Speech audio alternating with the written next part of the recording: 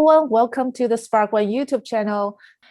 Today we're so honored to have Jenniffer Loudon. Hi Jenniffer, how are you today? Hi, happy to be here. I'm an environmental scientist, which basically means that if it ends in ology, there's a good chance I've studied it. Um, Right. I've somehow been able to make a life out of being a giant water nerd. It's something that I've had a passion for since I was a kid. I've always had a passion, I grew up by the beach. I wanted to be like a dolphin trainer when I was a kid. Oh It's like, my oh, hey, goodness, look, yes.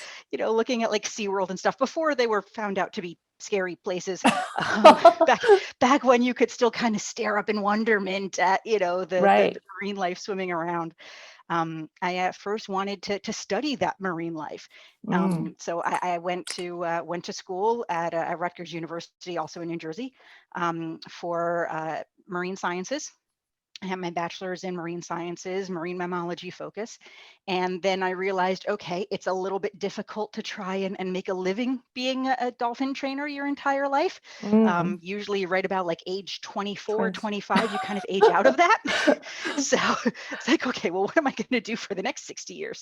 So I started kind of thinking, all right, well, how can I still preserve the habitat of these Mm. amazing creatures that I've fallen in love with?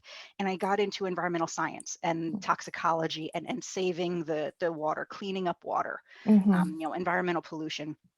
So Nice. right now, it's really kind of this mix where I started out in environmental science, and that's how I got to my current couple of jobs. Mm-hmm. I which Mm. I've taken the kind of roundabout a way to get to where I am now. Which is bridging the environmental world and information technology. So my current focus is that I'm a startup founder in the water space. I recently founded my own company in 2020 in the middle of a pandemic. I know, Oh, um, but it's going well. I'm working on looking at water and wastewater treatment as a supply chain management strategy. awesome. And if we're able to kind of reframe our view on things, going from just a strictly environmental science or environmental engineering aspect to looking at it from a commodity or a supply that needs to be tracked, Mm. then we're able to kind of start bringing in some additional types of technologies for doing that tracking. So I'm looking at utilizing blockchain and smart contracts, which is how I met you Yeah. through the DLT course. And it's really cool. I started out, like I said, I am lab manager for a wastewater utility in New Jersey. Mm-hmm. I've been lab manager for, about 11 years now. And over the course of those 11 years, I just kept finding myself saying, there has to be a better way of doing this when it Mm. comes to how utilities process data and how we manage the vast amount of information coming into us. So Right. we're water and wastewater utilities under normal operating circumstances, unless there's a catastrophic failure of something, operate really well. They clean the water really well. They They've already been have doing it. pipelines, right? Yes, yes. Both literally and figuratively. They Right. they have a treatment train that is well established since, Mm-hmm. the earliest technologies dates back to, pre-man. And then, even going on to current technologies where we're utilizing stuff from when the Clean Water Act first came around back in the 1960s. Mm. So this is stuff that treatment utilities have been good on. And unfortunately, though, as technology improves, we've started to automate some of that stuff just to Right. kind of, help streamline things a little bit. Yep. With that automation comes a veritable sea of data that we're getting. And Mm. utilities are not so good at processing all of that data. Because again, we're environmental scientists, we're environmental Right. engineers, we're mechanics, we're operators, we know the treatment, but we are not data analysts. Mm. Those kind of So like information, right? Processing, exactly. identify the patterns. Yeah, and that's kind of, hitting the nail on the head. We not only have a bunch of information coming in, Mhm. but we need to turn just that raw data set into actual workable information and making decisions based on that. Makes And sense. again, because there isn't really a strong focus in most utilities on data analytics, there's multiple problems. There's just storing and physically handling that much data, Right. which in my opinion is kind of where blockchain really, really kind of starts to shine. That's, step one. It's like, hey, we can, have it distributed, have it accessible, have it out there. But also too, even after that, well, how do we process all of that data to make it into decision-making value information? Hmm. And that's kind of the thing where there are some utilities that are starting to get to that. It's water and wastewater utilities. Water as an industry is very slow to change. Mm. I say that there are a lot of industries like IT, like computer science, where Right. there's new Fast stuff happening pace. all the Uh-huh. time, very That's fast right. paced. Water utilities are more, we move at like half the speed of smell. Like we're it takes us a while to kind of turn in a direction, and for good reason. I mean, we have Hmm. human health impacts to what we do. We have Mm. environmental health impacts to what we do. We have climate change and sustainability impacts to what we do. Mm. So there's a lot of these big issues that relies on us doing our jobs correctly. So Mhm. we can't afford to just kind of jump around from place to place and always be on to the new thing. Right. But we're starting to kind of get into IoT. We're starting to get into data integration from multiple sources and using that for predictive analytics. Um, Nice. Yeah. so, anytime anything, digital is raised, there's always a lot of eyebrows that are like, okay, are we sure we really want to do this? That there's kind of like that, kind of questioning. And, the big picture is that the technology that's going to be used isn't the end result. It's a means to an end where we're able to make these utilities so much more efficient, Absolutely. which again, we do our job well when it comes to our regular primary jobs. But if there's Absolutely. something going wrong, if there's a wrench thrown into that for a reason, that's when we're like, okay, we need to figure something out. Back in February, in Oldsmar, Florida, there was a hack on a water utility. Mm. And that kind of brought to the forefront, well, cybersecurity. And again, in my mind, here's where, again, blockchain and smart contracts really are able to prove their worth because of the inherent cybersecurity benefits of those. So it's once we start to reframe how we've always done it, once we kind of break out of that mold, then we're Mhm. able to incorporate these new cool technologies to address some of that stuff. We have something going on in the water industry that, again, very, very new, bleeding edge / leading edge. And it's called digital twins. This is Mm. something that has been Yep. used in other industries Industry as for well. right. It's been used in other places for a while now, a few years, maybe even, 5 years, something like that. But we are just starting to get on the cusp of it. And I think it's like the birth of a digital transformation within the water industry. Hmm. Right. So since we talk, you have a couple things I like your mention about it, right? Like for example, the way you see your business, which is has an opportunity that is not just focus on this, the traditional kinds of engineering aspect because it already established, right? And then also you expand it, right? Like you have this supply chain view now.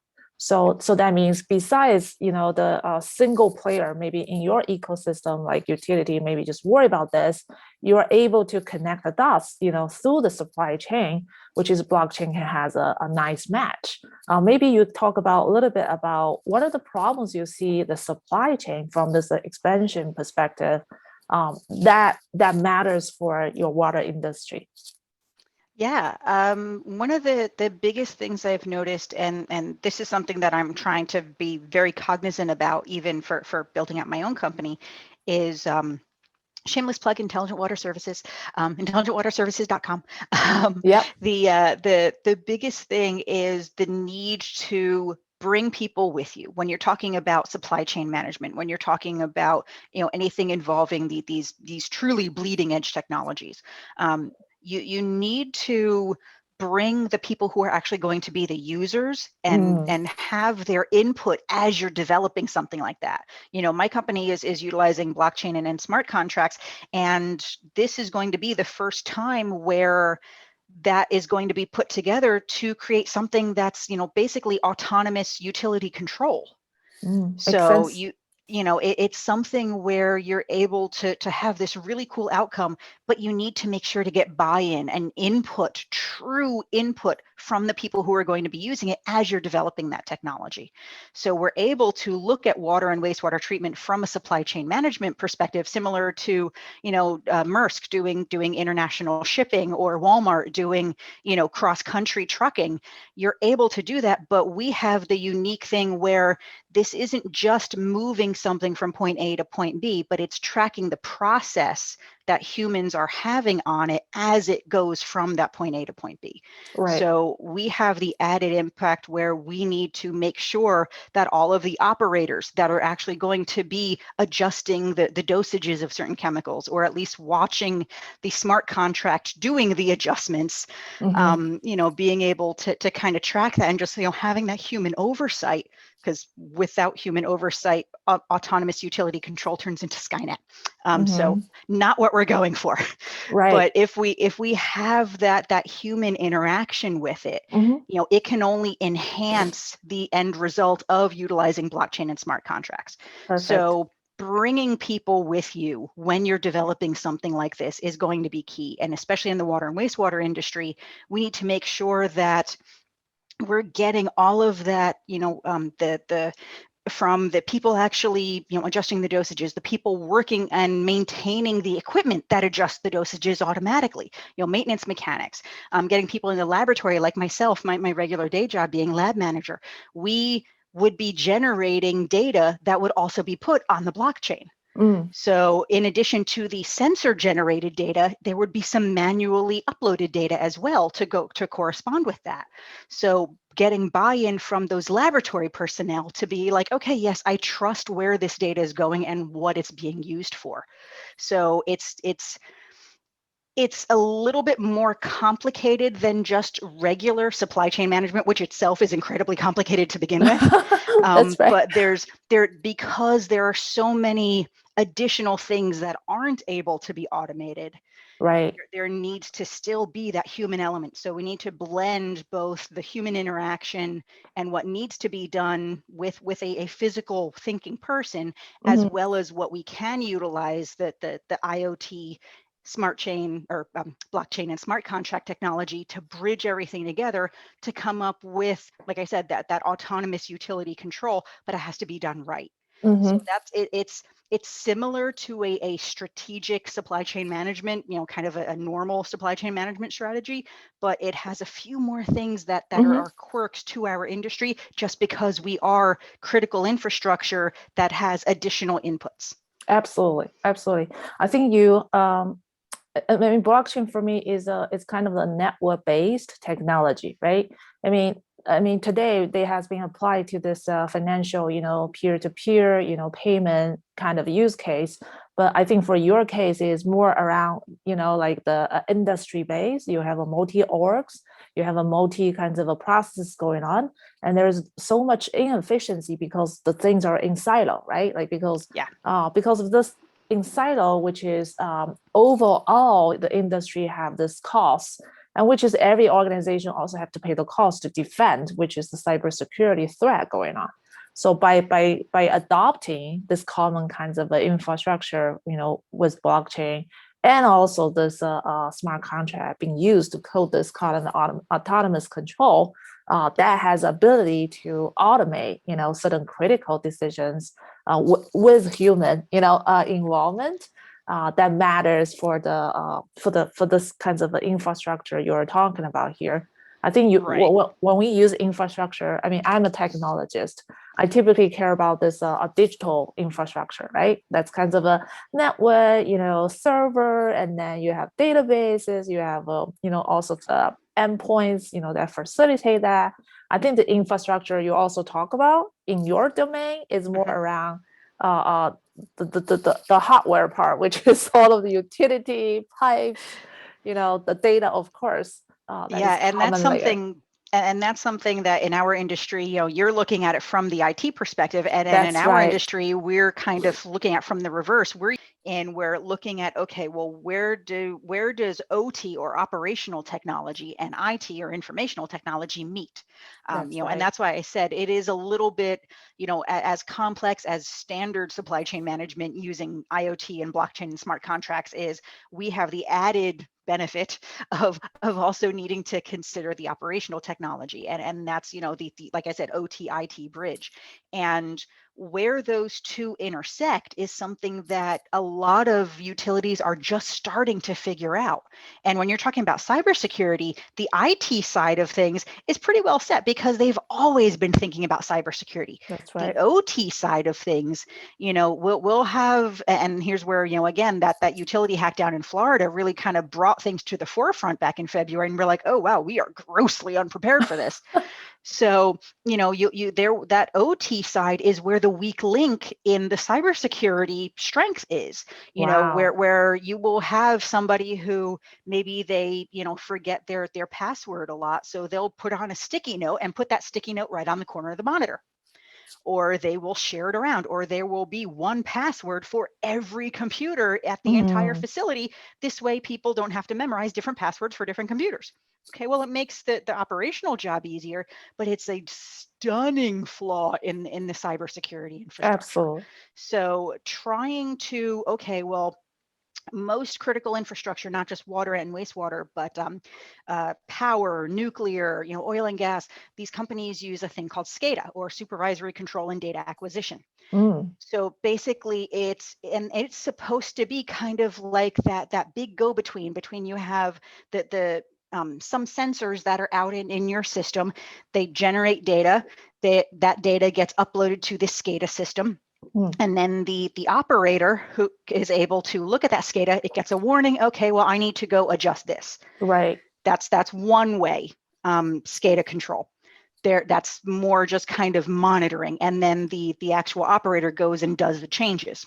What happened down in Florida and what some facilities have is two-way communication with their SCADA, where it is really control and acquisition. So you're able to have the SCADA program automatically do that response based on the sensor information coming in.